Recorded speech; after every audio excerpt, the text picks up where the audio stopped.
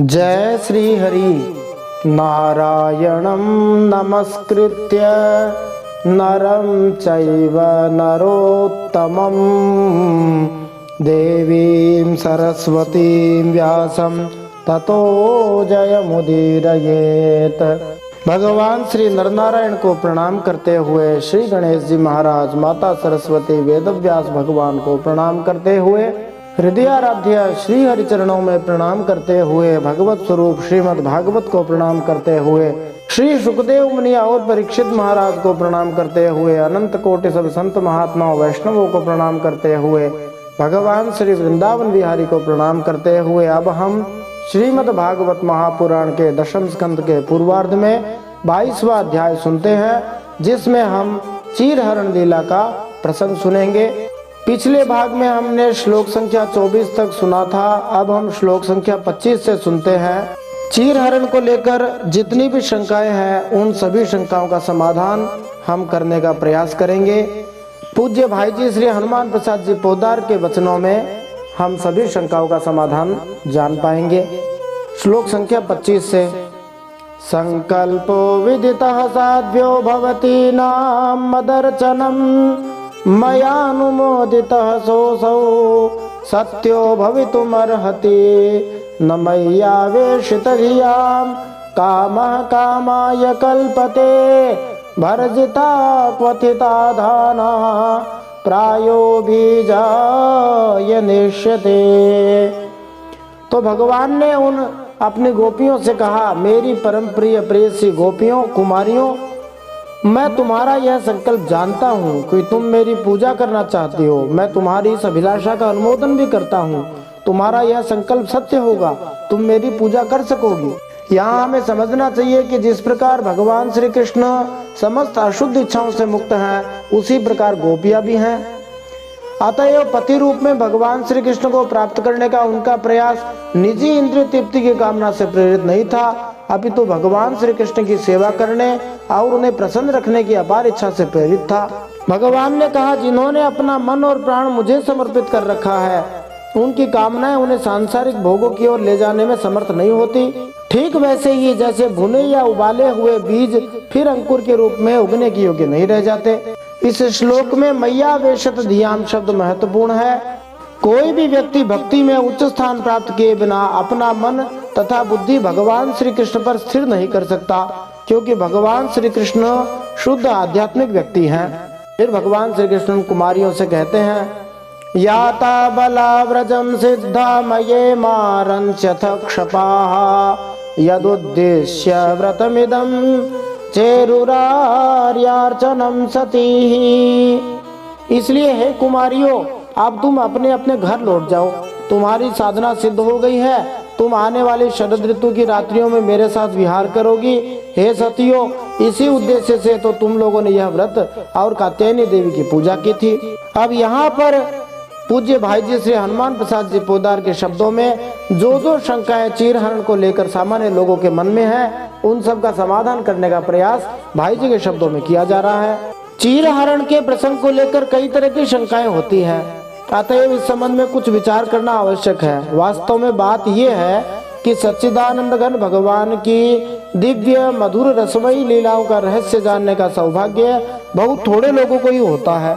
जिस प्रकार भगवान चिन्मय है, उसी प्रकार भगवान की लीला भी चिन्मयी ही होती है। सच्चिदानंद रसमय साम्राज्य के जिस परम उन्नत स्तर में यह लीला हुआ करती है, उसकी ऐसी विलक्षणता है कि कई बार तो ज्ञान विज्ञान स्वरूप विशुद्ध चेतन परम ब्रह्म में भी उसका प्राकट्य नहीं होता, और इसीलिए ब्रह्म साक्षात्कार को प्राप्त महात्मा लोग भी इस लीला रस का समास्वादन नहीं कर पाते। भगवान की इस परमोज्वल दिव्य रस लीला का यथार्थ प्रकाश तो भगवान की स्वरूप भूता आह्लादिनी शक्ति नित्य निकुंजेश्वरी श्री वृषभानुनंदिनी श्री राधा जी और तदंग भूता प्रेममयी गोपियों के ही हृदय में होता है, और वे ही निरावरण होकर भगवान की इस परम अंतरंग रसमयी लीला का समास्वादन कर पाती हैं। यूं तो भगवान के जन्म कर्म की सभी लीलाएं दिव्य होती हैं, परंतु व्रज की लीला, उसमें भी व्रज में भी निकुंज लीला और निकुंज में भी केवल रसमयी गोपियों के साथ होने वाली मधुर लीला तो दिव्याति दिव्य है और सर्वगुह्यतम है। माने सबसे छुपाने योग्य है। यह लीला सर्वसाधारण लोगों के सम्मुख प्रकट नहीं है, अंतरंग लीला है और इसमें प्रवेश का अधिकार केवल श्री गोपीजनों को ही है। इसलिए आज भी वृंदावन के निधि वन में कोई साधारण मनुष्य प्रवेश नहीं कर सकता है, क्योंकि वहां पर जाने की किसी की शक्ति नहीं है। अस्तु, दशम स्कंद के 21वें अध्याय में ऐसा वर्णन आया है कि भगवान की रूप माधुरी, वंशी ध्वनि और प्रेममयी लीलाएं देख सुनकर गोपियां मुग्ध हो गईं। पिछले अध्याय में आया था। 22वें अध्याय में उसी प्रेम की पूर्णता प्राप्त करने के लिए वे गोपियां साधना में लग गई। इसी अध्याय में भगवान ने आकर उनकी साधना पूरी कर दी है। यही चिरहरण का प्रसंग है। गोपियां क्या चाहती थी, यह बात उनकी साधना से स्पष्ट है। गोपियां चाहती थी श्री कृष्ण के प्रति पूर्ण आत्मसमर्पण, श्री कृष्ण के साथ इस प्रकार घुल मिल जाना कि उनका रोम रोम, मन, प्राण, संपूर्ण आत्मा केवल श्री कृष्णमय हो जाए। शरत काल में उन्होंने श्री कृष्ण की वंशी ध्वनि की चर्चा आपस में की थी। हेमंत के पहले ही महीने में, अर्थात भगवान के विभूति स्वरूप मार्गशीर्ष महीने में उन गोपियों की साधना आरंभ हो गई। विलंब गोपियों के लिए असहनीय था। जाड़े के दिन में वे प्रातः काल ही यमुना स्नान के लिए जाती। उन्हें शरीर की परवाह नहीं थी। बहुत सी कुमारी ग्वालिने एक साथ ही जाती थी। उनमें ईर्ष्या द्वेष नहीं था। वे ऊंचे स्वर से श्री कृष्ण का नाम संकीर्तन करती हुई जाती थी। उन्हें गांव और जाति वालों का भी भय नहीं था। वे घर में भी हविष्यान्न का ही भोजन करती थी। हविष्यान्न पवित्र अन्न होता है जिसमें नमक, मिर्ची, मसाला बहुत कम होता है। पूजा पाठ करने वाले, यज्ञ करने वाले लोग इसी प्रकार का पवित्र भोजन करते थे। वे गोपियां श्री कृष्ण के लिए इतनी व्याकुल हो गई थी कि उन्हें माता पिता तक का संकोच नहीं था। वे गोपियां विधि पूर्वक कात्यायनी देवी की मिट्टी से बनी हुई मूर्ति बनाकर पूजा और मंत्र जप करती थीं। अपने इस कार्य को सर्वथा उचित और प्रशस्त भी मानती थीं। एक वाक्य में कहें तो उन गोपियों ने अपना कुल, परिवार, धर्म, संकोच और व्यक्तित्व भगवान के चरणों में पूरी तरह समर्पित कर दिया था। वे यही जपती रहती थीं कि एकमात्र नंदनंदन ही हमारे प्राणों के स्वामी हों। श्री कृष्ण तो वस्तुतः उनके स्वामी थे ही, परंतु लीला की दृष्टि से उनके समर्पण में थोड़ी सी कमी थी। वे गोपियां निरावरण रूप से श्री कृष्ण के सामने नहीं जा रही थी, थोड़ी झिझक थी। उनकी यही झिझक दूर करने के लिए, उनकी साधना, उनका समर्पण पूर्ण करने के लिए उनका आवरण भंग कर देने की आवश्यकता थी। उनका यह आवरण रूप चीर हर लेना जरूरी था और यही काम भगवान श्री कृष्ण ने किया। इसी के लिए वे योगेश्वरों के ईश्वर भगवान अपने मित्र ग्वाल बालों के साथ यमुना तट पर पधारे थे। साधक अपनी शक्ति से, अपने बल और संकल्प से, केवल अपने निश्चय से पूर्ण समर्पण नहीं कर सकता। समर्पण भी एक क्रिया है और उसका करने वाला असमर्पित ही रह जाता है। ऐसी स्थिति में अंतरात्मा का पूर्ण समर्पण तब होता है जब भगवान स्वयं आकर वह संकल्प स्वीकार करते हैं। यहीं जाकर समर्पण पूर्ण होता है। साधक का कर्तव्य है पूर्ण समर्पण की तैयारी। उसे पूर्ण तो भगवान ही करते हैं। भगवान श्री कृष्ण यूं तो लीला पुरुषोत्तम हैं, फिर भी जब अपनी लीला प्रकट करते हैं तब मर्यादा का उल्लंघन नहीं करते, स्थापना ही करते हैं। विधि का अतिक्रमण करके कोई साधना के मार्ग में आगे नहीं बढ़ सकता, परंतु हृदय की निष्कपटता, सच्चाई और सच्चा प्रेम विधि के अतिक्रमण को भी शिथिल कर देता है। गोपियां श्री कृष्ण को प्राप्त करने के लिए जो साधन कर रही थी उसमें एक गलती थी, कमी थी। वो क्या कमी थी? वे शास्त्र मर्यादा और परंपरागत सनातन मर्यादा का उल्लंघन करके नग्न अवस्था में स्नान करती थी। यद्यपि उनकी यह क्रिया अज्ञान पूर्वक की थी, तथापि भगवान के द्वारा इसका मार्जन होना आवश्यक था। भगवान ने गोपियों से इसका प्रायश्चित भी करवाया। जो लोग भगवान के प्रेम के नाम पर विधि का उल्लंघन करते हैं उन्हें यह प्रसंग ध्यान से पढ़ना चाहिए और भगवान शास्त्र विधि का कितना आदर करते ये देखना चाहिए। गीता में तो भगवान श्री कृष्ण ने 16वें अध्याय के 23वें श्लोक में यह बात कही भी है कि यह शास्त्र विधि मुत्सृज्य वर्तते कामकारतः न स सिद्धिमवाप्नोति न सुखम न पराम गतिम।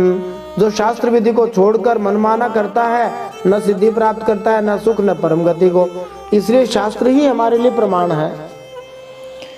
तो वैदिक भक्ति का पर्यवसान रागात्मिका भक्ति में होता है और रागात्मिका भक्ति पूर्ण समर्पण के रूप में परिणत हो जाती है। वैदिक का अर्थ हो गया विधि विधान वाली भक्ति। तो गोपियों ने विधि विधान की भक्ति का अनुष्ठान किया। उनका हृदय तो रागात्मिका मानी प्रेम वाली भक्ति से भरा हुआ था ही। अब पूरा समर्पण होना चाहिए। चीर हरण के द्वारा वही कार्य संपन्न होता है। गोपियों ने जिनके लिए लोक परलोक, स्वार्थ परमार्थ, जाति कुल, पुरजन परिजन और गुरुजनों की परवाह नहीं की, जिनकी प्राप्ति के लिए ही उनका यह महान अनुष्ठान है, जिनके चरणों में उन्होंने अपना सब कुछ निछावर कर रखा है, जिनसे निरावरण मिलन की ही एकमात्र अभिलाषा है, उन्हीं निरावरण रसमय भगवान श्री कृष्ण के सामने वे निरावरण भाव से न जा सके, क्या यह उनकी साधना की अपूर्णता नहीं है? है, अवश्य है। और यह समझकर ही गोपियां निरावरण रूप से भगवान के सामने गई। श्री कृष्ण चराचर प्रकृति के एकमात्र अधीश्वर स्वामी है। सभी क्रियाओं के कर्ता, भोक्ता और साक्षी भी वही हैं। ऐसा एक भी व्यक्त या अव्यक्त पदार्थ नहीं है जो बिना किसी पर्दे के उनके सामने न हो। भगवान से भला क्या छिप सकता है, क्योंकि वे सर्वव्यापक हैं और अंतर्यामी हैं। गोपियों के, गोपों के और निखिल विश्व के भगवान ही आत्मा है। उन्हें स्वामी, गुरु, पिता, माता, सखा, पति इन सब के रूप में मानकर लोग उन्हीं की तो उपासना करते हैं। गोपियां उन्हीं भगवान को जानबूझकर कि यही भगवान है, यही योगेश्वरेश्वर क्षराक्षरातीत पुरुषोत्तम है, माने क्षर और अक्षर से अतीत पुरुषोत्तम भगवान है, पति के रूप में प्राप्त करना चाहती थी। श्रीमद् भागवत के दशम स्कंद का श्रद्धा भाव से पाठ कर जाने पर यह बात बहुत ही स्पष्ट हो जाती है कि गोपियां श्री कृष्ण के वास्तविक स्वरूप को जानती थीं, पहचानती थीं। वेणु गीत, गोपी गीत, युगल गीत और श्री कृष्ण के अंतर्धान हो जाने पर गोपियों के अन्वेषण में यह बात कोई भी देख सुन समझ सकता है। जो लोग भगवान को भगवान मानते हैं, उनसे संबंध रखते हैं, स्वामी सूर्य आदि के रूप में भगवान को मानते हैं, उनके हृदय में गोपियों के इस लोकोत्तर माधुर्य संबंध और उसकी साधना के प्रति शंकाएं कैसे हो सकती है? गोपियों की इस दिव्य लीला का जीवन उच्च श्रेणी के साधक के लिए आदर्श जीवन है। श्री कृष्ण जीव के एकमात्र प्राप्तव्य साक्षात परमात्मा है। हमारी बुद्धि, हमारी दृष्टि देह तक ही सीमित है। इसलिए हम श्री कृष्ण और गोपियों के प्रेम को भी केवल दैहिक तथा कामना कलुषित समझ बैठते हैं। उस अपार्थिव और अप्राकृत लीला को इस प्रकृति के राज्य में घसीट लाना हमारी स्थूल वासनाओं का हानिकारक परिणाम है। जीव का मन भोगाभिमुख वासनाओं से और तमोगुणी प्रवृत्तियों से ढका रहता है। वह विषयों में ही इधर उधर भटकता रहता है और अनेकों प्रकार के रोग शोक से आक्रांत रहता है। जब कभी पुण्य कर्मों के फल स्वरूप भगवान की अचिंत्य हेतु की कृपा से विचार का उदय होता है, तब जीव दुख ज्वाला से बचने के लिए अपने प्राणों को शांतिमय धाम में पहुंचाने के लिए उत्सुक हो उठता है।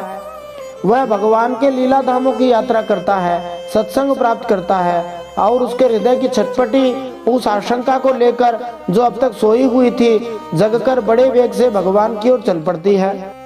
चिरकाल से विषयों का ही अभ्यास होने के कारण बीच बीच में विषयों के संस्कार उसे सताते हैं और बार बार विक्षेपों का सामना करना पड़ता है। परंतु भगवान की प्रार्थना, कीर्तन, स्मरण, चिंतन करते करते चित्त सरस होने लगता है और धीरे धीरे उसे भगवान की सन्निधि का अनुभव भी होने लगता है। थोड़ा सा रस का अनुभव होते ही चित्त बड़े वेग से अंतर्देश में प्रवेश कर जाता है और भगवान मार्गदर्शक के रूप में संसार सागर से पार ले जाने वाली नाव पर केवट के रूप में अथवा यूं कहें कि साक्षात चित्त स्वरूप गुरुदेव के रूप में प्रकट हो जाते हैं। ठीक उसी क्षण अभाव, अपूर्णता और सीमा का बंधन नष्ट हो जाता है। विशुद्ध आनंद, विशुद्ध ज्ञान की अनुभूति होने लगती है। गोपियां जो अभी अभी साधन सिद्ध होकर भगवान की अंतरंग लीला में प्रविष्ट होने वाली है, चिरकाल से श्री कृष्ण के प्राणों में अपने प्राण मिला देने के लिए उत्कंठित हैं, सिद्धि लाभ के समीप पहुंच चुकी हैं, अथवा जो नित्य सिद्धा होने पर भी भगवान की इच्छा के अनुसार उनकी दिव्य लीला में सहयोग प्रदान कर रही हैं, उनके हृदय के समस्त भावों के एकांत ज्ञाता श्री कृष्ण बांसुरी बजाकर उन्हें आकृष्ट करते हैं और जो कुछ उनके हृदय में बचे कुचे पुराने संस्कार हैं, मानो उन्हें धो डालने के लिए साधना में लगाते हैं। भगवान की कितनी दया है, वे अपने भक्तों से कितना प्रेम करते हैं, यह सोचकर चित्त मुग्ध हो जाता है, प्रसन्न हो जाता है। श्री कृष्ण गोपियों के कपड़ों के रूप में उनके समस्त संस्कारों के आवरण अपने हाथ में लेकर पास ही कदम के पेड़ पर चढ़ गए थे। गोपियां जल में थीं, वे जल में सर्वव्यापक सर्वदर्शी भगवान श्री कृष्ण से मानो अपने को गुप्त समझ रही थीं। वे मानो उस तत्व को भूल गई थीं कि श्री कृष्ण जल में ही नहीं, स्वयं जल रूप भी वे ही हैं। उनके पुराने संस्कार श्री कृष्ण के सामने जाने में बाधक हो रहे थे। वे श्री कृष्ण के लिए सब कुछ भूल गई थीं, परंतु अब तक अपने को नहीं भूली थी। वे चाहती थीं केवल श्री कृष्ण को, परंतु उनके संस्कार बीच में एक पर्दा रखना चाहते थे। प्रेमी और प्रियतम के बीच में एक फूल का भी पर्दा नहीं रखना चाहता। प्रेम की प्रकृति है सर्वथा व्यवधान रहित, अबाध और अनंत मिलन। जहाँ तक अपना सर्वस्व, इसका विस्तार चाहे जितना हो, प्रेम की ज्वाला में भस्म नहीं कर दिया जाता, वहाँ तक प्रेम और समर्पण दोनों ही अधूरे रहते हैं। इसी अधूरेपन को दूर करते हुए शुद्ध भाव से शरण में आए हुए श्री कृष्ण भगवान ने कहा कि मुझसे अनन्य प्रेम करने वाली गोपियों, एक बार, केवल एक बार अपने सर्वस्व को और अपने को भी भूलकर मेरे पास आओ तो सही। इन गोपियों के माध्यम से भगवान सभी जीवों को बुलाते हैं, एक बार मेरी तरफ आओ तो सही। तुम्हारे हृदय में जो अव्यक्त त्याग है उसे एक क्षण के लिए व्यक्त तो करो। क्या तुम मेरे लिए इतना भी नहीं कर सकती हो? गोपियों ने मानो कहा, श्री कृष्ण हम अपने को कैसे भूलें, हमारी जन्म जन्म की धारणाएं भूलने दे तब न। हम संसार के अगाध जल में आकंठ मग्न हैं, जाड़े का कष्ट भी है, हम आना चाहने पर भी नहीं आ पाती हैं। हे श्याम सुंदर, हे प्राणों के प्राण, हमारा हृदय तुम्हारे सामने खुला हुआ है, हम तुम्हारी दासी हैं, तुम्हारी आज्ञाओं का पालन करेंगी, परंतु हमें निरावरण करके अपने सामने मत बुलाओ। साधक की यह दशा विचित्र है, एक तरफ भगवान को भी चाहता है, दूसरी तरफ संसार को भी छोड़ना नहीं चाहता।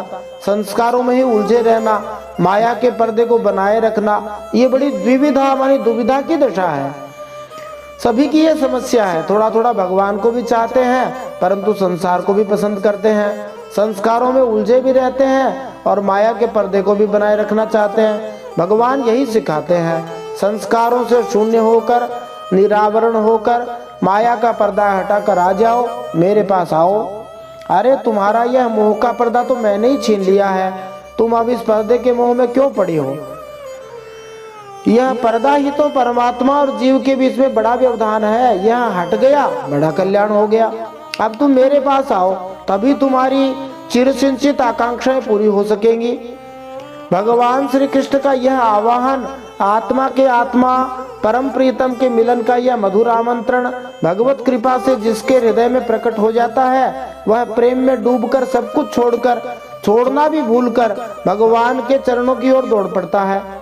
फिर न उसे अपने कपड़ों की सुधि रहती है, न लोगों का ध्यान, न वह संसार को देखता न अपने को। यह भगवत प्रेम का रहस्य है। विशुद्ध और अनन्य भगवत प्रेम में ऐसा होता ही है। गोपियां आई, श्री कृष्ण के चरणों के पास चुपचाप खड़ी हो गई। उनका मुख लज्जा से झुका हुआ था। थोड़ा बहुत संस्कार शेष बाकी था जो भगवान के पूरी तरह सम्मुख होने में प्रतिबंध बना रहा था। भगवान थोड़े हंसे, उन्होंने इशारे में ही कहा, इतने बड़े त्याग में यह संकोच कलंक है, तुम तो सदा निष्कलंका हो, तुम्हें इसका भी त्याग, त्याग के भाव का भी त्याग, त्याग की स्मृति का भी त्याग करना होगा। गोपियों की दृष्टि श्री कृष्ण के मुख कमल पर पड़ी, दोनों हाथ अपने आप जुड़ गए। सूर्य मंडल में विराजमान अपने प्रियतम श्री कृष्ण से उन्होंने प्रेम की भिक्षा मांगी। गोपियों के इसी सर्वस्व त्याग ने, इसी पूर्ण समर्पण ने, इसी उच्चतम आत्मविस्मृति ने उन्हें भगवान श्री कृष्ण के प्रेम से भर दिया। वे दिव्य रस के अलौकिक अप्राकृत मधु के अनंत समुद्र में डूबने उतराने लगी। वे सब कुछ भूल गईं, भूलने वाले को भी भूल गईं। उनकी दृष्टि में अब श्याम सुंदर थे, बस केवल श्याम सुंदर थे। जब प्रेमी भक्त आत्मविस्मृत हो जाता है, माने अपने आप को भूल जाता है, तब उसका दायित्व प्रियतम भगवान पर हो जाता है। अब मर्यादा रक्षा के लिए गोपियों को तो कपड़ों की आवश्यकता नहीं थी, क्योंकि उन्हें जिस वस्तु की आवश्यकता थी वह मिल चुकी थी। परंतु श्री कृष्ण अपने प्रेमी को मर्यादाच्युत नहीं होने देते, वे स्वयं वस्त्र देते हैं और अपनी अमृतमयी वाणी के द्वारा उन्हें विस्मृति से जगाकर फिर जगत में लाते हैं। श्री कृष्ण ने कहा, गोपियों तुम सत्य साध्वी हो, तुम्हारा प्रेम और तुम्हारी साधना मुझसे छिपी नहीं है, तुम्हारा संकल्प सत्य होगा, तुम्हारा यह संकल्प, तुम्हारी यह कामना तुम्हें उस पद पर स्थिर करती है जो निसंकल्पता और निष्कामता का है। तुम्हारा उद्देश्य पूरा, तुम्हारा समर्पण पूरा, आगे आने वाली शारदीय रात्रियों में हमारा रमण भी पूरा होगा। भगवान ने साधना सफल होने की अवधि निर्धारित कर दी। इससे भी स्पष्ट है कि भगवान श्री कृष्ण में किसी भी काम विकार की कल्पना नहीं थी। कामी पुरुष का चित्त वस्त्रहीन स्त्रियों को देखकर एक क्षण के लिए भी कब बस में रह सकता है जी। एक बात बड़ी विलक्षण यहाँ पर है, भगवान के सम्मुख जाने के पहले जो वस्त्र समर्पण की पूर्णता में बाधक हो रहे थे, विक्षेप का काम कर रहे थे, वही भगवान की कृपा, प्रेम, सानिध्य और वरदान प्राप्त होने के बाद प्रसाद स्वरूप हो गए। इसका कारण क्या है? कारण है भगवान का संबंध। भगवान ने अपने हाथ से उन कपड़ों को उठाया था और फिर उन्हें अपने उत्तम अंग कंधे पर रख लिया था। नीचे के शरीर में पहनने की साड़ियां भगवान के कंधे पर चढ़कर कितनी अप्राकृत रसात्मक हो गई होंगी, कितनी पवित्र कृष्णमयी हो गई, इसका अनुमान कौन लगा सकता है। असल में यह संसार तभी तक बाधक और विक्षेपजनक है जब तक यह भगवान से संबंध और भगवान का प्रसाद नहीं हो जाता। उनके द्वारा प्राप्त होने पर तो यह बंधन ही मुक्ति स्वरूप हो जाता है। उनके संपर्क में जाकर माया शुद्ध विद्या बन जाती है। संसार और उसके समस्त कर्म अमृतमय आनंद रस से परिपूर्ण हो जाते हैं, तो बंधन का भय नहीं रहता। कोई भी आवरण भगवान के दर्शन से वंचित नहीं रख सकता। भगवान से संबंध होने पर नरक नहीं रहता। भगवान का दर्शन होते रहने के कारण नरक भी वैकुंठ बन जाता है। इसी स्थिति में पहुंचकर बड़े बड़े साधक साधारण मनुष्यों के समान आचरण करते हुए से दिखते हैं। भगवान श्री कृष्ण की अपनी होकर गोपियां पुनः वे ही वस्त्र धारण करती हैं, अथवा श्री कृष्ण वे ही वस्त्र धारण कराते हैं, परंतु गोपियों की दृष्टि में अब ये वस्त्र वे वस्त्र नहीं रहे, वस्तुतः वे हैं भी नहीं। अब तो ये दूसरी वस्तु हो गए हैं, अब तो ये भगवान के पवित्र प्रसाद हो गए हैं। पल पल पर भगवान का स्मरण कराने वाले भगवान के परम सुंदर प्रतीक हो गए हैं। इसी से गोपियों ने स्वीकार भी कर लिया। उनकी प्रेममय स्थिति मर्यादा के ऊपर थी, फिर भी उन्होंने भगवान की इच्छा से मर्यादा को स्वीकार कर लिया। इस दृष्टि से विचार करने पर ऐसा लगता है कि भगवान की यह चीरहरण लीला भी दूसरी लीलाओं की भांति उच्चतम मर्यादा से परिपूर्ण है। भगवान श्री कृष्ण की लीलाओं के संबंध में केवल वे ही प्राचीन आर्ष ग्रंथ प्रमाण है जिनमें भगवान की लीला का वर्णन हुआ है। उनमें से एक भी ऐसा ग्रंथ नहीं है जिसमें श्री कृष्ण को भगवान न माना हो। श्री कृष्ण स्वयं भगवान है, यही बात सब जगह मिलती है। जो श्री कृष्ण को भगवान नहीं मानते, यह स्पष्ट है कि वे उन ग्रंथों को भी नहीं मानते, और जो उन ग्रंथों को प्रमाण ही नहीं मानते, वे उनमें वर्णित लीलाओं के आधार पर श्री कृष्ण के चरित्र की समीक्षा करने का अधिकार भी नहीं रखते। भगवान की लीलाओं को मनुष्यों के चरित्र के समकक्ष रखना शास्त्र दृष्टि से एक महान अपराध है, और उसके अनुकरण का तो सर्वथा ही निषेध है। मानव बुद्धि जो स्थूलताओं से ही घिरी हुई है, केवल जड़ के संबंध में ही सोचा करती है। भगवान की दिव्य चिन्मयी लीला के संबंध में कोई कल्पना ही नहीं कर सकती। वह बुद्धि स्वयं ही अपना उपहास कराती है, जो समस्त बुद्धियों के प्रेरक, बुद्धियों से अत्यंत परे रहने वाले भगवान की दिव्य लीला को अपनी कसौटी पर कसती है। हृदय और बुद्धि के सर्वथा विपरीत होने पर भी यदि थोड़ी देर के लिए मान ले कि श्री कृष्ण भगवान नहीं थे या उनकी यह लीला मानवी थी, तो भी तर्क और युक्ति के सामने ऐसी कोई बात टिक नहीं पाती जो श्री कृष्ण के चरित्र में लांछन हो। श्रीमद् भागवत का पारायण करने वाले लोग जानते हैं कि ब्रज में श्री कृष्ण केवल 11 वर्ष तक ही रहे थे। यदि रासलीला का समय 10वां वर्ष माने तो 9वें वर्ष में ही चीरहरण लीला की होगी। यह कहा जाता है भगवान ने गोवर्धन पर्वत 7 वर्ष की आयु में उठाया था। उसके कुछ समय पहले की यह लीला है। भागवत जी के अध्यायों के क्रम के अनुसार यदि देखा जाए तो किसी भी दृष्टि से देखें, 8-9 वर्ष के बालक में कामोत्तेजना हो सकती है क्या? इसकी कल्पना भी नहीं की जा सकती। गांव की ग्वारिन ग्वालिने, जहां वर्तमान काल की नागरिक मनोवृत्ति, शहरी विचारधारा नहीं पहुंच पाई है, एक 8-9 वर्ष के बच्चे से अवैध संबंध बनाना चाहे, उसके लिए साधना करे, इतने जाड़े में खड़े होकर पानी में तपस्या करे, ये तो असंभव सी बात है। उन कुमारी गोपियों के मन में कोई पाप भी नहीं थे। यह वर्तमान कलुषित मनोवृत्ति की उट्टंकना है। आजकल जैसे गांव की छोटी छोटी लड़कियां राम सा वर और लक्ष्मण सा देवर पाने के लिए देवी देवताओं की पूजा करती हैं, वैसे ही उन कुमारियों ने भी परम सुंदर परम मधुर श्री कृष्ण को पाने के लिए देवी पूजन और व्रत किए थे। इसमें दोष की कौन सी बात है। आज की बात निराली है। भोग प्रधान देशों में तो नग्न संप्रदाय और नग्न स्नान के क्लब भी बने हुए हैं। उनकी दृष्टि इंद्रिय तृप्ति तक ही सीमित है। भारतीय मनोवृत्ति इस उत्तेजक एवं मलिन व्यापार के विरुद्ध है। नग्न स्नान एक दोष है जो कि पशुवृत्ति को बढ़ाने वाला है। शास्त्रों में इसका निषेध हुआ है। शास्त्र आज्ञा देता है न नग्न स्नायात, नग्न अवस्था में नहीं नहाना चाहिए। श्री कृष्ण नहीं चाहते थे कि गोपियां शास्त्र के विरुद्ध आचरण करें। केवल लौकिक अनर्थ ही नहीं, भारतीय ऋषियों का वह सिद्धांत जो प्रत्येक वस्तु में अलग अलग देवताओं का अस्तित्व मानता है, इस नग्न स्नान को देवताओं के विपरीत बतलाता है। श्री कृष्ण जानते थे कि इससे वरुण देवता का अपमान होता है। गोपियां अपनी अभीष्ट सिद्धि के लिए जो तपस्या कर रही थीं, उसमें उनका नग्न स्नान अनिष्ट फल देने वाला था और इस प्रथा के प्रभात में ही यदि इसका विरोध न कर दिया जाए तो आगे चलकर इसका विस्तार हो सकता है। इसलिए श्री कृष्ण ने अलौकिक ढंग से निषेध कर दिया। गांवों के ग्वालिनों को इस प्रथा की बुराई किस प्रकार समझाई जाए, इसके लिए भी श्री कृष्ण ने एक मौलिक उपाय सोचा। यदि वे गोपियों के पास जाकर उन्हें देवतावाद की फिलॉसफी समझाते तो वे सरलता से समझ नहीं सकती थी। उन्हें तो इस प्रथा के कारण होने वाली विपत्ति का प्रत्यक्ष अनुभव करा देना था और विपत्ति का अनुभव कराने के बाद उन्होंने देवताओं के अपमान की बात भी बता दी और अंजलि बांधकर क्षमा प्रार्थना रूप प्रायश्चित भी करवा दिया। महापुरुषों में उनके बाल्यावस्था में भी ऐसी प्रतिभा देखी जाती है।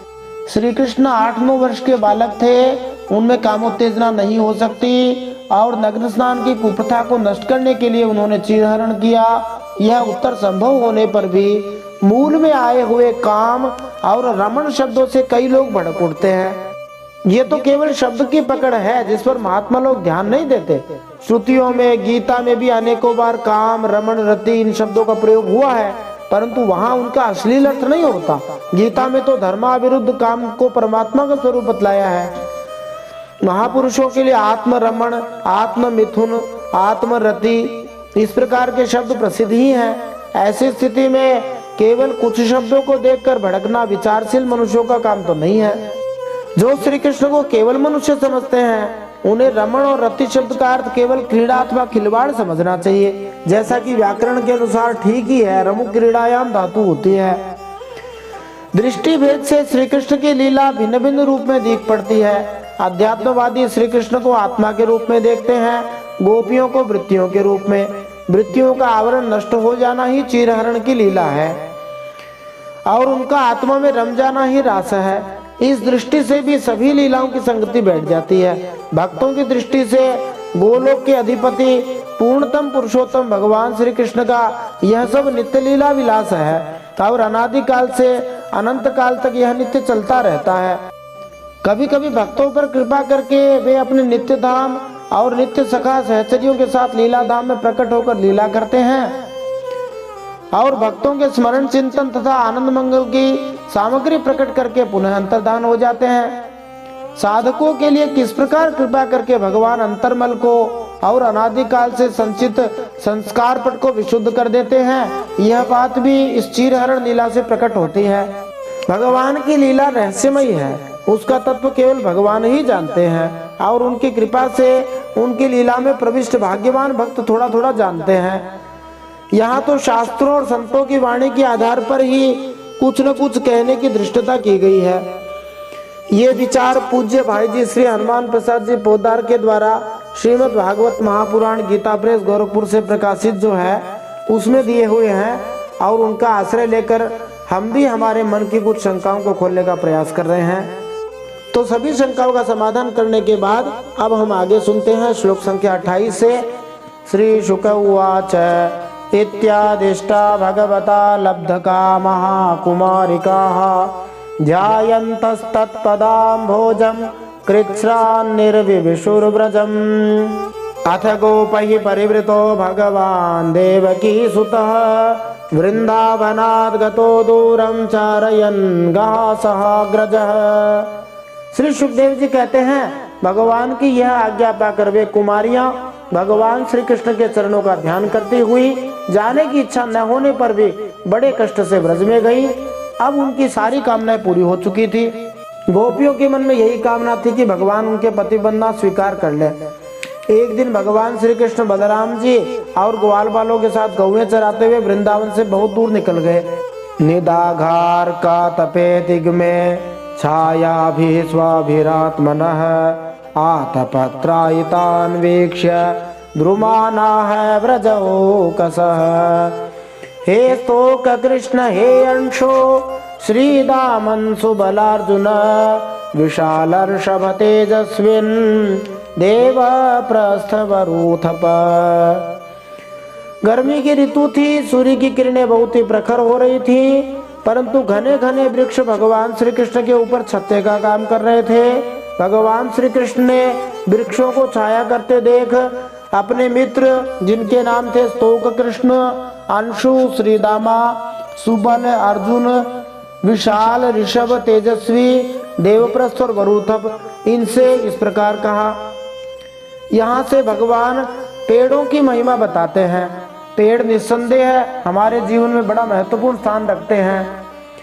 पेड़ हमें बहुत सारी चीजें देते हैं, तो उन्हीं पेड़ों की महिमा भगवान के मुख से हम सुनते हैं। पश्यतैतान् महाभागान् परार्थैकान् तजीवितान् वात वर्षा तपहिमान् सहन्तो वारयन्ति नः।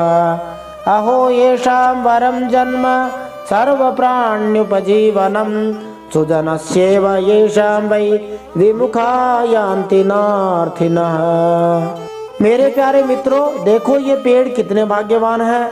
इनका सारा जीवन केवल दूसरों की भलाई करने के लिए ही है। ये स्वयं तो हवा के झोंके, वर्षा, धूप और पाला सब कुछ सहते हैं, परंतु हम लोगों की उन सब से रक्षा करते हैं।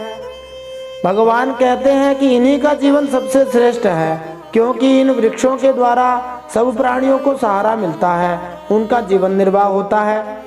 जैसे किसी सज्जन मनुष्य के घर से कोई याचक खाली हाथ नहीं लौटता, वैसे ही इन वृक्षों से भी सभी को कुछ न कुछ मिलता ही रहता है।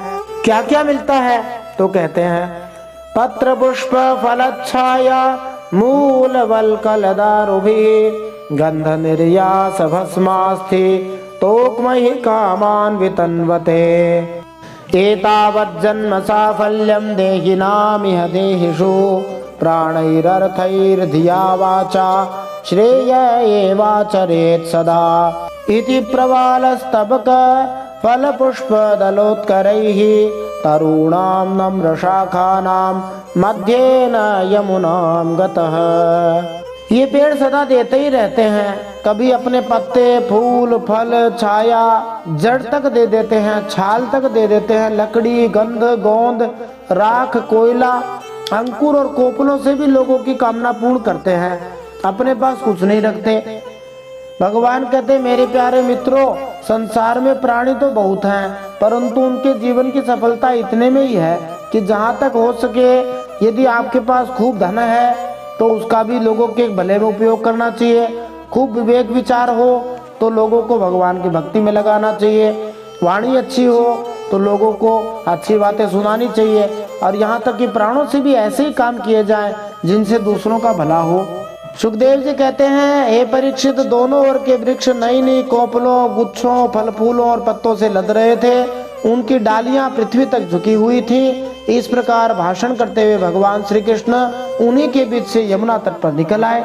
तत्र गहा पाययित्वापः सुमृष्टाः शीतलः शिवाः ततो नृप स्वयं गोपाः कामं स्वादुपपुर्जलम् तस्या उपवने कामं चारयन्तः पशून् नृप कृष्ण रामावुपागम्य क्षुधार्था इदमब्रुवन्।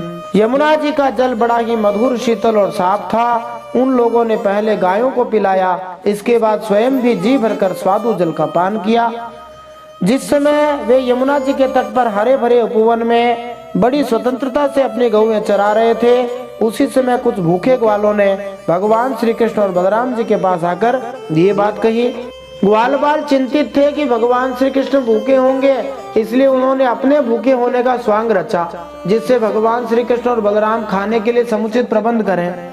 भक्त सदा भगवान की चिंता में रहते हैं, भगवान भक्त की चिंता में रहते हैं। बोलिए भक्त वत्सल भगवान की जय। अब क्या बात कही, इसका हम अगले अध्याय में श्रवण करेंगे, जब भगवान यज्ञ पत्नियों पर कृपा करेंगे। श्रीमद् भागवत महापुराण की जय। परम सत्य श्री हरि की जय।